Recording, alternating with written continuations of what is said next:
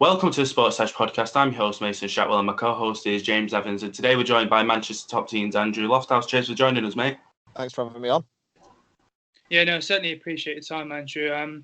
As of right now, we're all affected by this sort of global pandemic, which has taken over our lives over the last couple of months.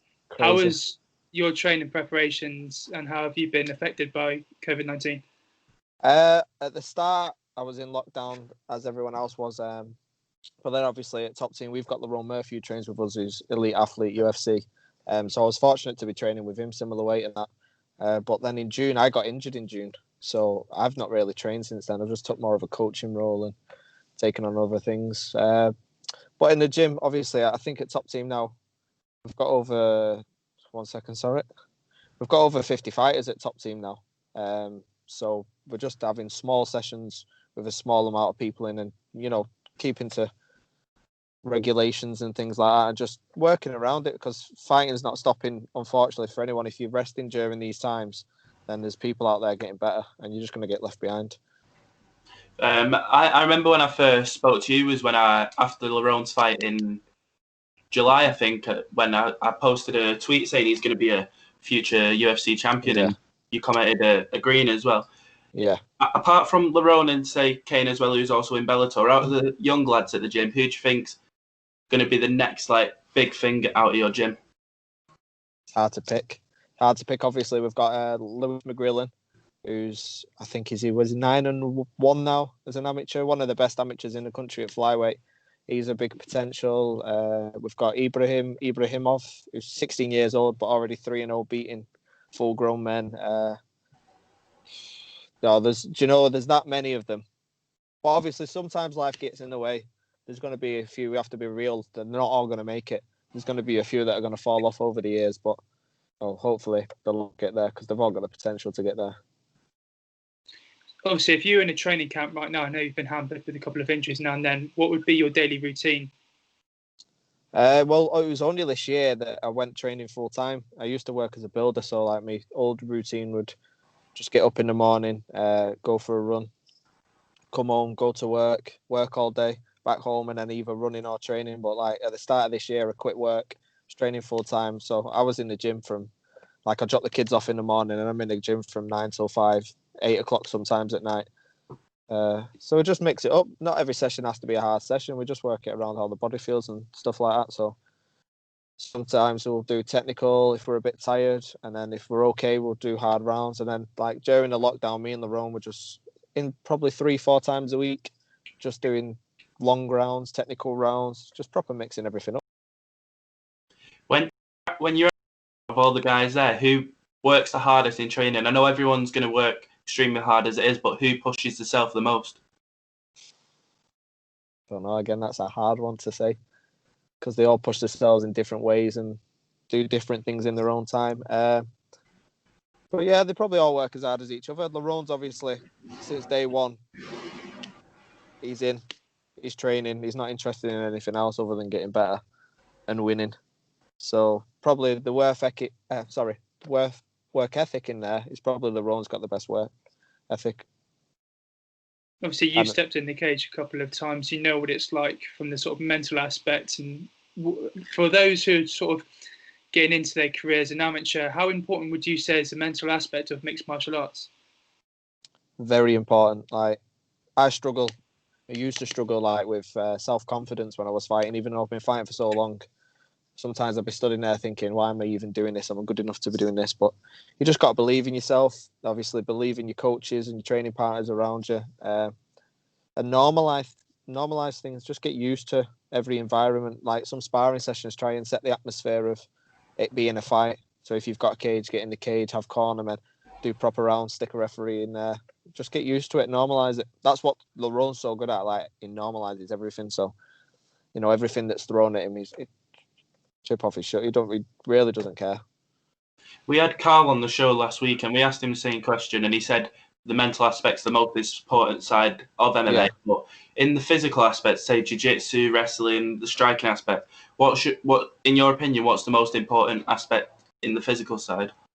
Having a good basic, it has to be basic striking base, good wrestling base, and submission defense.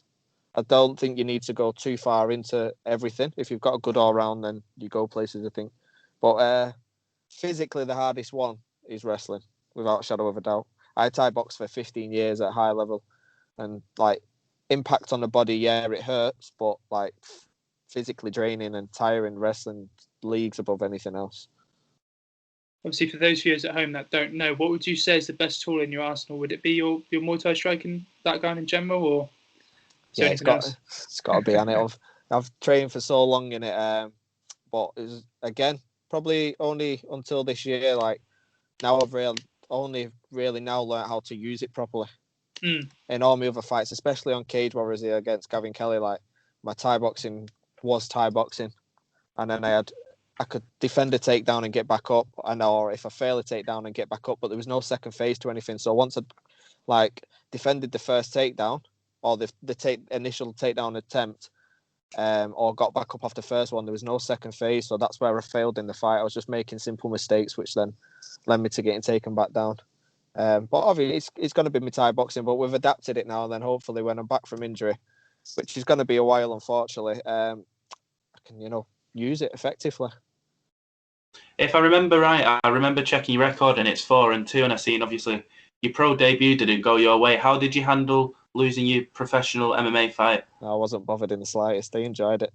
I took the fight on. I say short notice. I think it was about 7-8 weeks from switching from Thai boxing into MMA. I was fight by Danny Roberts, his manager, after doing like a photo shoot with Danny Roberts for the day, and they said, "Oh, would you fight MMA?" I was like, "Yeah, maybe one day." And then they offered, "No, we've got a fight here on Bama for you. Do you want it?" So I just said yes straight away. Didn't even hesitate. Just took it, and then got beat up for 3 rounds, which was fun. You've taken on the coaching aspect as of late. After your sort of professional career comes to an end, would you consider coaching people and eventually potentially cornering them in professional fights?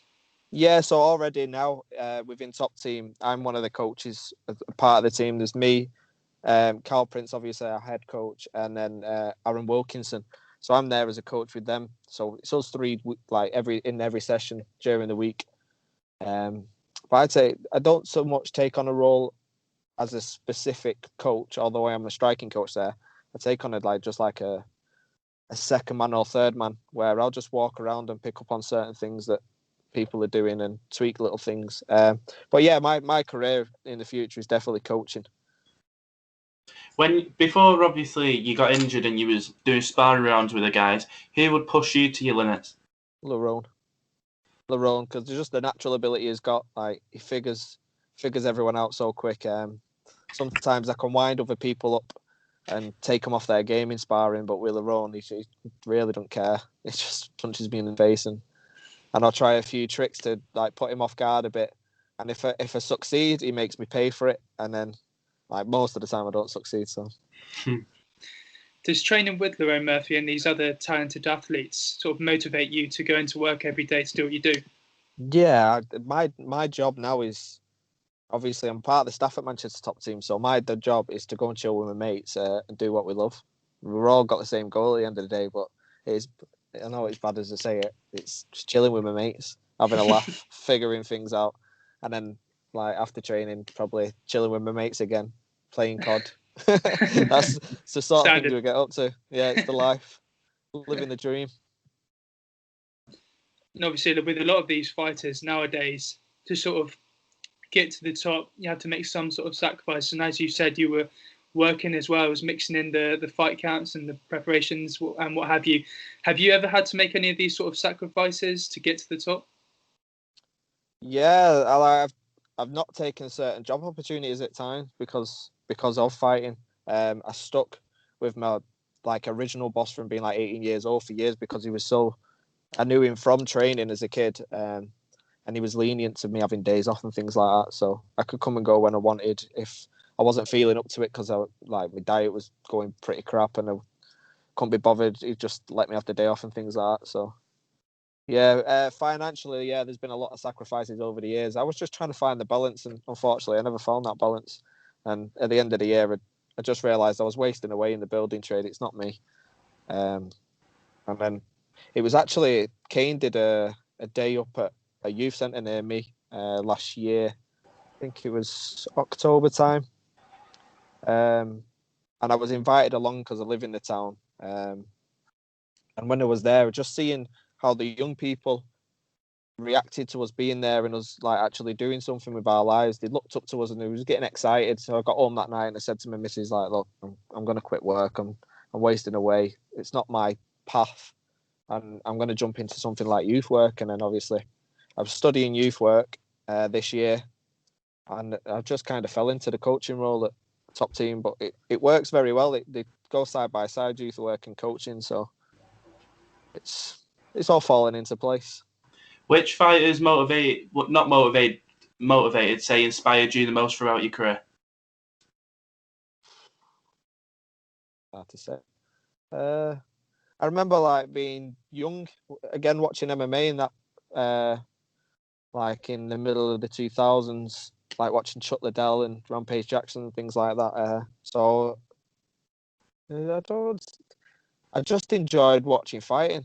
Even in school when I was a kid, like I'd get into fights and I just wanted to fight. But I've been fighting since I was 11 years old, so it's all in all really. But yeah, there's loads of fighters that could inspire you to be a great. Too many to name. What's the best atmosphere you've experienced at a fight? My MMA debut, obviously on Bama in Dublin. It was a Bellator Bama card. There were some massive names on it. And just walking out to, I think there was about 3,000 Irish fans booing me. I loved it. It was good. But I've done that. I fought at the Barclaycard Arena in Birmingham, Thai boxing. The O2 Arena, I've done Thai boxing. But the crowds were good. They were good fights, good atmosphere. But Dublin was the best. Should you fight within the next year, who first of all would you like to fight? And should you win that, what would be the rest of your plans going into 2021, leading up into 22? Well, the injury I've got herniated disc in my neck, so I've been out since June. I did it back in January. I fought in March with it, and then I was in hospital for 10 days back in June. So I'm currently on like a load of medication. I'm due to have surgery on Monday. I've got surgery on Monday, which is like it's called ACDF surgery, which like Chris Bamman and stuff had. So they'll have to like go through my throat, take the disc out my neck, and then fuse the vertebrae together with a graft from my hip. So like, I'm looking at 6 to 12 months at least before I'm back to training properly. But in that time, God knows who's going to be around. There's going to be so many that come up and so many that have left the game. So we'll see then. I'm not really into calling people out yet. I just want to find my feet I still don't think I've found my feet as an MMA fighter properly. Even though I've had 6 fights, a lot of them haven't been proper fights. As you can say, like they've either been journeymen or not at my level. And the two hard fights or proper fights that I have had, like Gavin Kelly, a lot more experience than me. I lost the fight, so I need to find my feet as an MMA fighter at the moment. So I'll call people out when I start punching people's head in. I know your first pro win was against Chris Perioni, I think. How did it feel getting your first professional win in MMA? Well, that was a good fight, because everyone around me was telling me not to fight. I was actually, Carl Prince had matched me on ACB for my second fight against a lad from All Stars. I think it was supposed to be in Vienna, and then he was going to put it in Sweden, and it just kept getting cancelled. So he said he had Ice FC on, offered me Chris Peroni. And at the time I was training at Aspire, and he'd beat one of the Aspire lads in his fight before. So everyone around me was telling me not to fight. It was too much too soon, too experienced. But because I'd been training for like 7-8 months without a fight, after my first fight, I just wanted to fight. So I just said, yeah, I'm going to do it. Got in there, got took down again straight away. See, as a Thai boxer, I was never one that scored a lot. Like I didn't throw left body kicks much. And then in that fight, my coach, Daz Morris, said to me, do not throw left body kick. Straight away, threw a left body kick, got took down. And as I backed up to the cage, I just realised, I've been here before. I'm not fazed by this. It doesn't really bother me. And then I ended up winning by armbar submission. So, it was a good feeling. Tell us a little bit about the history and the background within MMA for you, because obviously you did touch upon the Muay Thai background. Was that the sort of first mixed martial arts sport you got into growing up? Yeah, I started Thai boxing when I was 11, which was... I'm old now, getting old. 2002, I think I started Thai boxing. And then I was had a successful career as an amateur Thai boxer, won like national area titles, went on to winning British, European, and then world titles as an amateur. And then as a professional, I think I won a few titles in my first few professional fights as a Thai boxer. Fought over in Uzbekistan, over in Thailand, Portugal, Spain, Holland. And then when I came onto the UK scene, mainly like within the first year, I think I got like ranked top 5. So it was a good career as a Thai boxer, fun. And then I just got bored of it basically. So it was time for a change. If you've not got the fire in your belly, you've either got to stop fighting or find something that gives you that fire. What got you started in training in mixed martial arts anyway? Before, well, you've just said about the Thai boxing and that. What got you started in that? It's your typical story. I was a small kid. Many people say they got bullied, but I call it character building because it happens everywhere. It's just kids being kids, in it. That's my mum. My mum took me down and just never left the gym. Have you ever felt nervous before a fight? Have I never not felt nervous? Should be the question. No, I've never not felt nervous before a fight. I still feel nervous to this day, even after God knows. Like as a Thai boxer, I had over 100 fights, so still get nervous. Even sparring sometimes, like I think in sparring, it's like it's daunting who's stood in front of you, especially at Arjun when you've got obviously Kane and Lerone stood in front of you. How do you get over them nerves, or even learn to control them? It's usually either when I've taken the first punch or I've given the first punch and realised that they're human as well. So that's usually how I deal with it. I'm very well known for not having a guard and taking shots, which isn't the smartest thing to do. But once I get hit, I get into the fight, then it wakes me up a bit. Once you're back fully fit and stepping in the cage, is the goal to be competing in the top promotions? And if so, how do you go about fulfilling those goals? Yeah, 100%. I've spent all my life doing martial arts and obviously Thai boxing and that to make a career out of it. So my aim is to reach the top, to get to the UFC, to be able to.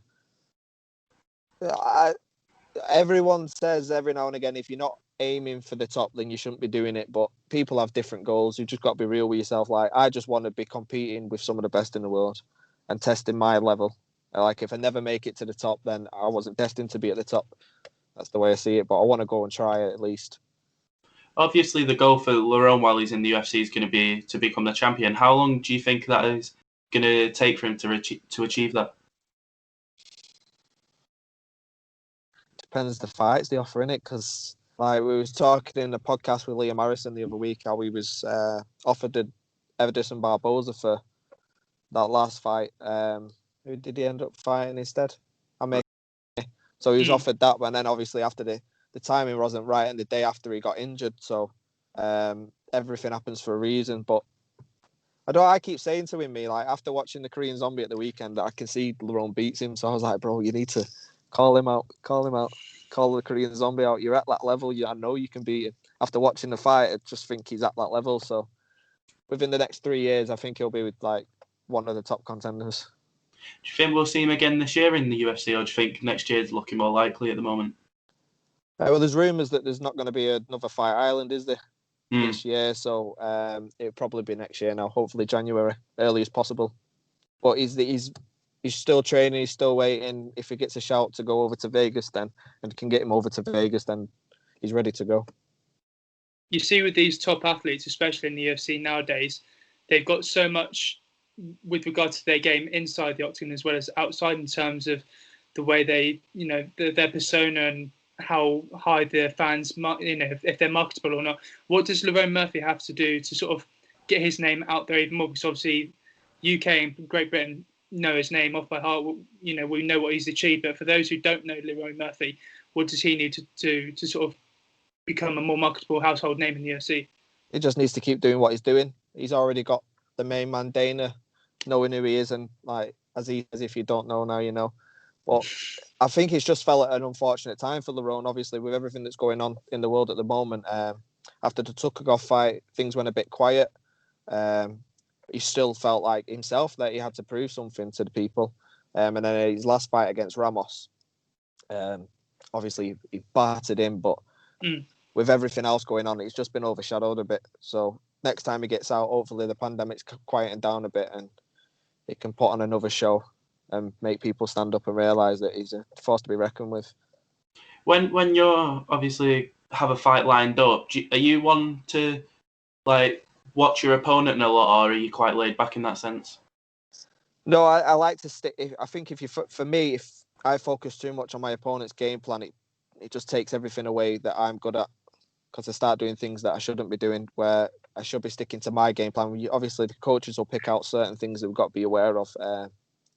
But no, we play our game. We make them play our game. That's what we aim for. You touched upon earlier, obviously, the goal. I think with everyone's fight, with everyone, their goal is to sort of reach the top promotions.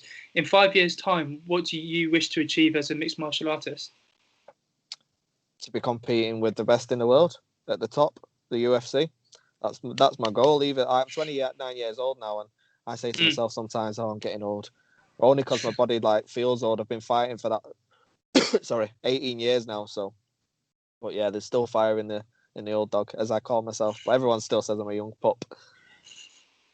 Obviously so much more now after the injury, and obviously this year was my year to train full time. I'd never trained full time at all, and always been a hard fight for anyone. So training full time and training with the lights, the row more often. You know, I got loads better really quick. And now I've not been training, obviously, a few months, and I'm coaching more, I'm seeing more, I'm understanding more aspects of the grappling. So I just can't wait to get back on the mat and be going again properly. Have you got a favourite fight that you've ever seen, say, UFC-wise? Probably George St. Pierre. Yeah. I don't know. Chuck Liddell, Frank Mir, they're all fighters. All fighters. I respect all fighters. If they're not going to lie, or I won't say that. I was going to say if they're not going just to lie on someone to get the win, then I like them. But I'll change that and say I like fighters that take risks. For me, fighting's about high risk, high reward. So any fighter that takes risk, I enjoy watching. Stylistically, if you could compare yourself to any of those top athletes right now competing in the MMA game, who would it be? I don't have a clue. I don't like to compare myself to people. That's probably a better question to ask Carl or ask Lerone, maybe. So you just focus on yourself and your game? Yeah, I find I have my own style. It's just very unorthodox. And in Thai boxing, I probably stood out because I wasn't a traditional Thai boxer. I'd stand there in a tight guard. I'd walk around the ring with my hands down, throwing spinning kicks and messing about. So, if there's any fighters like that, I don't know. Why should combat sports fans, because I know there's so many combat sports across the world and across the globe, why should combat sports fans watch MMA over the likes of boxing, over the likes of kickboxing, etc.? It's truthful, innit? MMA is a truthful martial art, in my opinion. Boxing, you can get away with things. Thai boxing, you can get away with things. But in MMA, once that cage door closes, you get found out. If you've not been running, you get found out. If you've not been doing enough submission defense, you get found out. And it's just truthful, innit? Why would you say you're the man to sort of conquer the division in the near future, wherever you end up? Can you repeat that question? Sorry. Sorry, I rushed that one a bit. So when you're back competing again, why would you say, from your perspective, why are you the man to sort of compete in the division to become a champion in these various promotions? I think, and people may agree, people may disagree. I think I'm a very dangerous fighter. I can throw kicks from crazy angles, fast kicks, hard kicks. I'm tough, durable, exciting. I don't know if you ever saw my fight on Celtic Gladiator with, obviously, Kane was on, Lerone was on. It was a big card, and I fought a Spanish kid, and I hit him with an uppercut elbow, which everyone was surprised by, and then he reacted like it didn't hurt him, so I dropped him with a spinning elbow. So I can throw shots. Probably actually, to be fair, like for Lerone, fighting Ramos with an unorthodox style like that, I could probably compare me to Ramos, but not overconfident in throwing like Rabona kicks and stuff like that. I'm not that sort of. I won't try and take the mick out of a fighter, or disrespect a fighter. So yeah, a flamboyant style like that where I'll throw spinning elbows, spinning kicks, flying knees. Well, exciting to watch. There's a huge fight on at the weekend, Khabib Nurmagomedov and Justin Gaethje. What are your thoughts on this one? Everyone keeps asking me this, but I don't want to call it. It's either going to be Gaethje in the first couple of rounds with like a punch knockout, or Khabib will win by decision, I think, or submission in the later rounds. Do you think Gaethje can do it? Yeah. I think Gaethje can do it, yeah. If he stops the first initial takedowns and manages to land a good shot, everyone knows he's got power. Look what he did to Tony Ferguson. But yeah, I think he's got the power to land the shot to knock him out. And has he ever... You don't really see him wrestle much, do you? And he's supposed to be a top-level wrestler as well, so it'd be interesting. It's a good 50-50 fight. Yeah, because we have seen him say, in leading up to the press conferences, etc., how he was going to use his defensive wrestling to sort of keep the fight standing. Is that the best way to approach a guy like Khabib? Yeah, 100%. 100%. If you stop the takedowns and if you've got a tight guard, and you're using a lot of people, as we try to coach it, a lot of people should just like move the top half of the body to get out of the way and stuff, and the legs end up staying underneath them, which is why they're so easy to take down. But with Gaethje's boxing style, like he moves his feet a lot, so it's difficult to take down, and he can land shots pretty well. He times it well. We'll see, won't we? We'll see. Well, for people that don't know, like some of the guys in your gym, well, I've already asked who you think's the best guy, best up and coming. But has any of you fighters at the gym got any big fights coming up? We have a Celtic Gladiator on the 14th of November in the UK. That's going to be behind closed doors with like all the COVID testing, making sure everyone's all right. But I think we've got about 10 fighters on. So, and other than that, no, not at the moment. We've got a good amount of amateurs on. Los James is fighting professional. I think he's already like 3-0. So we've got some interesting fights on. We've got an absolute squad at the moment of top up and comers who are like, some have not even fought yet. We've got a lad called AB. He's a heavyweight, but he moves so fast for a heavyweight. He's 1-0. He's just a monster though. Anyone that's trained with him will know he's a monster. Obviously, we've got Matthias Frederick who's trained with us. I think he might actually be fighting on the Cage Warriors trilogy in December against the lad he was meant to fight last time, because that was pulled off. But yeah, some of the amateurs who are like 16, 17, they're absolute killers. And I'm not just saying it because they train with me and that. It's fighters like looking at the level of fighters coming over the years through different martial arts, like them now at 16, 17 years old, at the level of probably top level European fighters 10 years ago. That's the level. They're already better than a lot of pros in the UK, to be fair. Well, that was everything from me. I don't know if James has any more questions. Yeah, I've literally just got one more. I appreciate your time, mate. So worries. Thank you for coming on. Obviously, you've been around the game for a while. For the sort of upcoming youngsters, what would be the best advice you could give to these sort of passionate, young, hungry fighters coming into the sport? Stick with it. Times are gonna, like, people think the road to success is just like a straight line. It's nice and easy, but there's gonna be lows that are really low. Like, you're gonna think why am I doing this? Should I keep doing this? Should I quit? Am I wasting my time? But just, if you've got a dream, as I say to anyone, if you've got a dream and you want to do it, stick at it. Keep going. Work hard. Don't skip your sessions. Don't cut any corners. You'll make it. No, perfect. That's all from me. Cheers for your time. Thank you for having me on. Nice to be on Monday goes well as well, yeah, mate. all the best, mate. Cheers. Thank you very much. Mate. See you. Take care. Bye.